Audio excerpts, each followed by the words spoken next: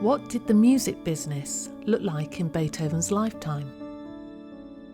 What were the established industry practices in 19th century Europe? And do we recognise any of these today? I'm Emily Chambers, and in this series we'll explore an exhibition about Beethoven at the British Library, which took place between December 2021 and April 2022. In this two-part film, we'll explore how Beethoven made a living as a freelance musician and discover how continuity and change characterised the music business in Europe in the early 19th century. Sources from the exhibition disclose the stories behind the commissioning of the Ninth Symphony by the Philharmonic Society of London and the business of music in preparing for the first performance that didn't happen quite as it should. From patronage to the concert hall, publishing to copyright, business contacts to merchandise, the exhibition provides a tantalising glimpse into the music business which Beethoven negotiated during his lifetime.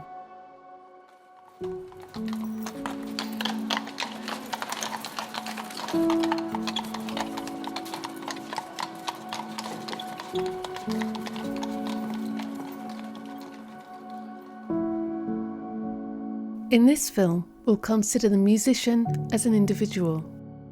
We'll explore how musicians made a living in the early 19th century, using Beethoven as an example. Consider Beethoven's working practices. Investigate how Beethoven negotiated the evolving patronage system, commissions and dedications. And consider the working practices of Beethoven as a disabled artist. Exhibition sources reveal the many different types of work undertaken by musicians in the early 19th century, reflecting both continuity and change within the music business. Prior to the 19th century, the patronage system was a predominant means of earning a living as a musician, employed by wealthy institutions such as the church or nobility. Beethoven, like his father and grandfather, initially found employment in the court of the Elector of Cologne, Maximilian France, working alongside the court organist, before taking up a post as an orchestral musician, playing the viola in the court orchestra. Beethoven's earliest compositions reflect his employment as a court musician, with his first published piano sonatas dedicated to Maximilian France. These early compositions also reflect the educational opportunities and musical associations which the patronage system had the potential to nurture. Here we see the earliest known draft of a symphonic movement by Beethoven, a fragment in C minor dating from 1788 or 1789, which shows the influence of Joseph Haydn, whose music was widely circulated at the time. Maximilian France supported Beethoven's musical education by funding a trip to Vienna to take lessons with Haydn, teaching being another type of work undertaken by musicians. This notebook from November 1792 shows payments to Haydn for these lessons, but does not reflect the nuanced financial relationship between Beethoven and Haydn. Frustrated by Haydn's busy schedule, Beethoven employed a second teacher whilst in Vienna, and to Haydn's surprise during correspondence with Maximilian France, he discovered that Beethoven's account of his patron's funding of living expenses and compositional progress were not always truthful. The early 19th century saw the democratisation of the patronage system, due in part to the costs of the Napoleonic Wars amongst the nobility and emerging markets amongst the middle class through public concerts.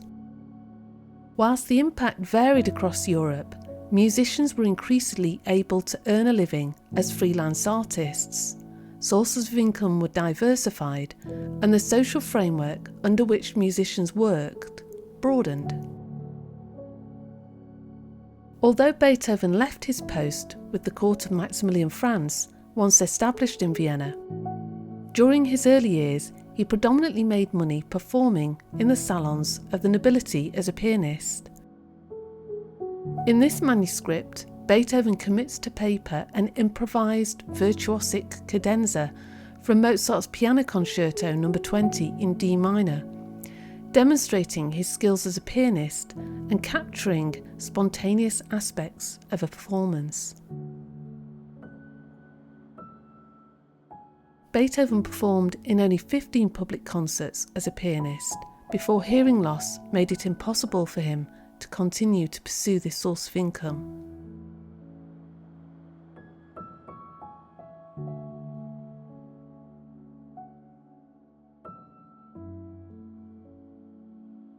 Beethoven's success with public concerts was mixed. Here we see a draft of Beethoven's well-known Sixth Symphony, the Pastorale, first performed on 22nd of December 1808 in the Theater an der Wien alongside Beethoven's Fifth Symphony, his Piano Concerto No. 4 and the Choral Fantasy, amongst several of his other works, in a benefit concert for himself. The concert was not a success. It was scheduled for the same day as a charity benefit concert for widows and orphans, organised by the composer Antonio Salieri, who instructed the Society of Musicians in Vienna to boycott Beethoven's concert. Beethoven offended many of the musicians he could employ prior to the concert, with some performers refusing to take part and reducing rehearsal time. Amateur musicians were recruited, but the size of the orchestra was small. Rehearsal of the Choral Fantasy, seen as a precursor of Beethoven's Ninth Symphony, was reduced further, since Beethoven composed this in December 1808, the month in which the concert took place. Consequently, when the curtain rose, audience members sat for over 4 hours in a freezing concert hall, listening to a long programme of under-rehearsed, complex and progressive music.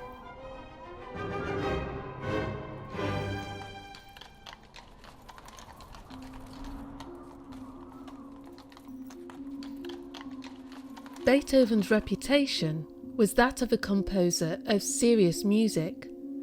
However, his Battle Symphony, Wellington's Siege, was something of a musical novelty and immensely popular with audiences. Originally conceived for a mechanical orchestra, the Panharmonicum, by musical instrument maker Johann Nepomuk Melzel, Beethoven rescored the composition for symphony orchestra. Described by the exhibition label as an extraordinary mix of battle sounds, fanfares and popular patriotic tunes, the piece was written to celebrate the Duke of Wellington's victory over the French at the Battle of Vittoria in 1813.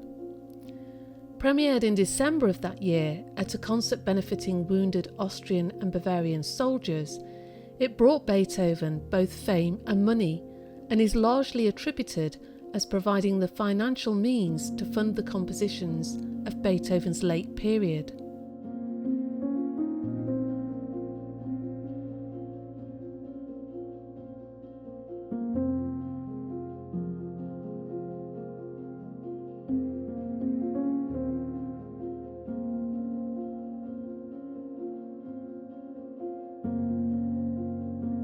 Sources from the exhibition give insights into Beethoven's working practices. This manuscript shows Beethoven working on several musical ideas at the same time, with short compositional extracts of 2 orchestral movements, the Piano Concerto No. 3 and God Save the King, a melody which Beethoven used as inspiration for a set of variations. More practically, we see how Beethoven composed at his desk and in nature. Here we see a bound sketchbook which Beethoven used to develop his musical ideas for his Sixth Symphony, the Pastorale. These sketches show melodic lines and fragments from the second movement entitled By the Brook.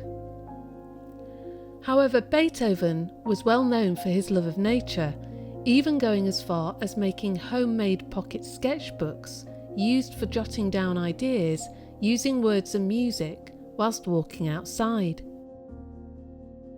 These musical sketches, dating from July and early August 1825, relate to one of Beethoven's late string quartets, the Opus 130 Quartet in B-flat major. Here we see Beethoven's response to nature in a personal note recorded on a walk, reflected in the untidy handwriting. "My bad hearing does not trouble me here," writes Beethoven, whose hearing loss was advanced by 1815.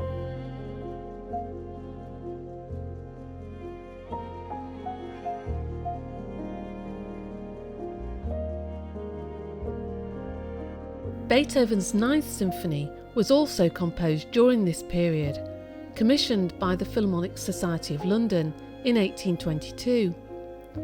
Predominantly considered as Beethoven's crowning achievement, this composition reflects a synthesis of ideas from throughout Beethoven's lifetime, notably the choral fantasy, composed in 1808, where Beethoven developed a melody used in an earlier composition, Gegenliebe, and later adapted as Ode to Joy. This London edition of the score was published in 1810. The exhibition also includes a first edition copy of Friedrich Schiller's Ode to Joy from 1786, which Beethoven set in the final movement of the Ninth Symphony.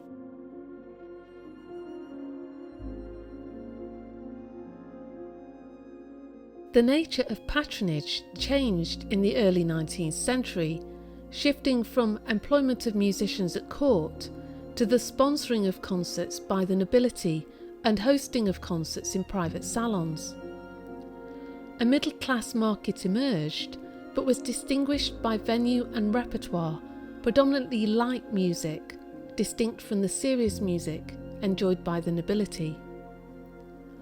Although Beethoven started his career as a musician in the court of Maximilian France, dedicating some of his early compositions to the Elector of Cologne, Beethoven's move to Vienna marked his transition to working freelance. Beethoven had many influential friends and supporters throughout his lifetime, including Archduke Rudolf, whom together with Princes Lobkowitz and Kinsey paid Beethoven an annuity which formed part of his income. An exhibition label notes that Beethoven composed the Opus 81A piano sonata Les Adieux, the Farewell, in honour of the departure of his patron Archduke Rudolf in 1809, following the siege of Vienna when the city was invaded by Napoleon's troops.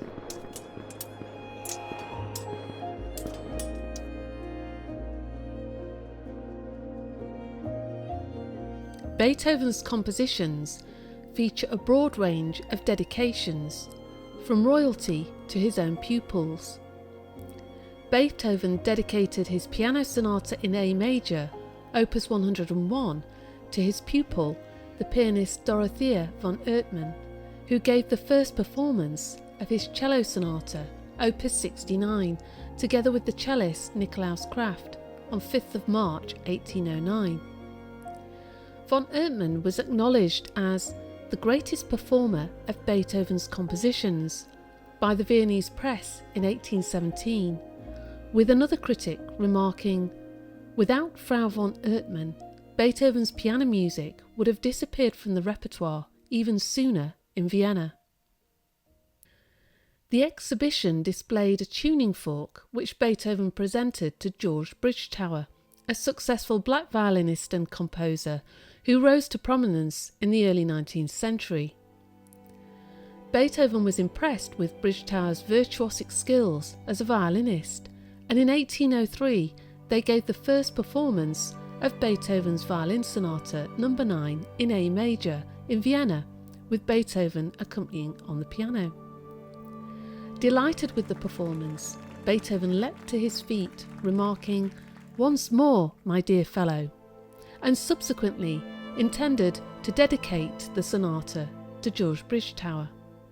Beethoven rarely dedicated his works to fellow musicians, as these were a principal means of gaining financial support from aristocratic patrons. However, Beethoven removed the intended dedication of the violin sonata to George Bridgetower over disrespectful remarks made by Bridgetower to one of Beethoven's female friends. The dedication was transferred to a celebrated French violinist, Rudolf Kreutzer, perhaps in the hope that Kreutzer would promote Beethoven's work in Paris. Being a technically challenging work, Beethoven remarked, "Since the sonata is written for a first-rate player, the dedication is all the more fitting." However, Kreutzer never performed the work, and whilst he accepted the dedication, showed little interest in Beethoven's music. Beethoven made other dedications which received little interest from the recipient. Wellington's Siege was dedicated to the British Prince Regent, who was later crowned George IV. However, the dedication was not acknowledged, much to Beethoven's frustration. Despite this, Wellington's Siege was enthusiastically received at its first performance in London on 10th of February 1815. Following almost 23 years of conflict in Europe, the International Diplomatic Conference, the Congress of Vienna, was held in 1814 to 1815 to redraw the map of Europe following the Napoleonic Wars. Beethoven's music featured heavily in concerts supporting the event, including a specially composed cantata, The Glorious Moment, commissioned by the Vienna City Administration. The work received its first performance on 29th of November 1814, marking the end of the first month of the conference.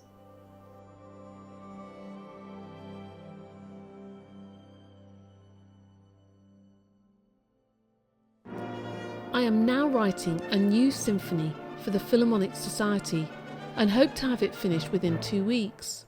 Beethoven to Archduke Rudolf, 1st of July 1823. The Philharmonic Society of London commissioned Beethoven's Ninth Symphony in 1822, being regular performers of Beethoven's music since the Society's inception, and often commissioning new works. The exhibition displayed a receipt by Beethoven, dated 27th of April 1824, for a £50 payment, following safe delivery of the manuscript of the symphony to London. The manuscript bore a dedication in Beethoven's hand, written for the Philharmonic Society in London.